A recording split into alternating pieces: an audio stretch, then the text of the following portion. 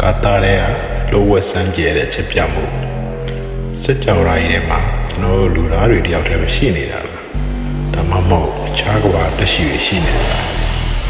ဒီမေကွန်းဟာလူသားတွေနှစ်ပေါင်းများစွာရှာဖွေနေတဲ့ဘေးဒီတစ်ခုပါပဲ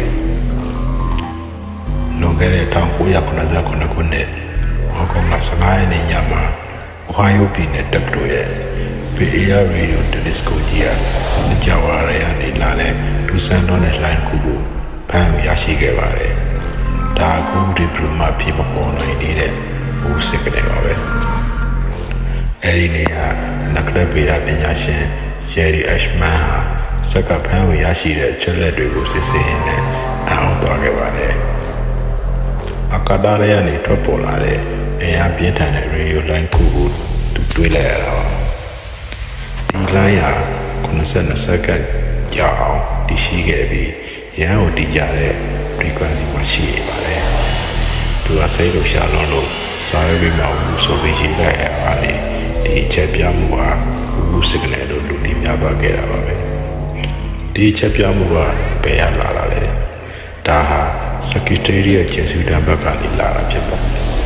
နိဗ္ဗာန်ပညာရှင်တွေဟာဟောရတဲ့ချက်ကတော့ဒီ line ဟာဘာဝတိုင်းဖြစ်ပေါ်တဲ့ကျေပေါက်ခွဲတာမျိုးဒါမှမဟုတ်ကျိုးသိမ်းကျိုးမွားတွေစီကလာတာမျိုးမဟုတ်ပဲဒီပညာကိုယ်ကနေတိစောက်ထားတဲ့အချက်ပြမှုနဲ့ဆင်တူနေတာပါပဲဒါဟာတခြားကွာကအစင်းမြင့်တက်ရှိတွေကကျွန်တော်တို့စီကိုပေးပို့လိုက်တဲ့နှုတ်ဆက်စကားများလားဒါမှမဟုတ်သူတို့ရှိကြောင်းပြသတဲ့အချက်ပြမှုလားအဲ့ဒီချိန်ကစလို့ဒီ line ကိုနောက်တစ်ချိန်ဖမ်းမိဖို့အချိန်ချင်းကြိုးစားခဲ့ပြီမယ်ဒီနေ့အထိနောက်တစ်ခါထပ်ကြတော့ပါဘူးနှစ်ပေါင်းများစွာကြားတဲ့အခါမှာတော့ဒါဂျိုသားတွေစီကမဟုတ်ပဲကျဲတကွန်တွေကြောင့်ဖြစ်နိုင်တယ်လို့အချို့ကယူဆနေကြပါတယ်ဒါပေမဲ့ဒီယူဆချက်ကိုလည်းပညာရှင်များစုကလက်မခံကြသေးပါဘူးဘူးစစ်ကနေဟာ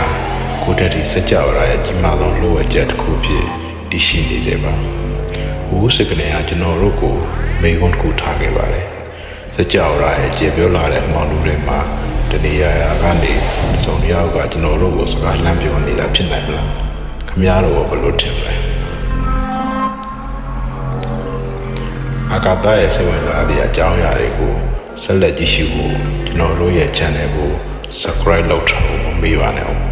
ကြည့်ရှုပေးလို့ကျေးဇူးတင်ပါတယ်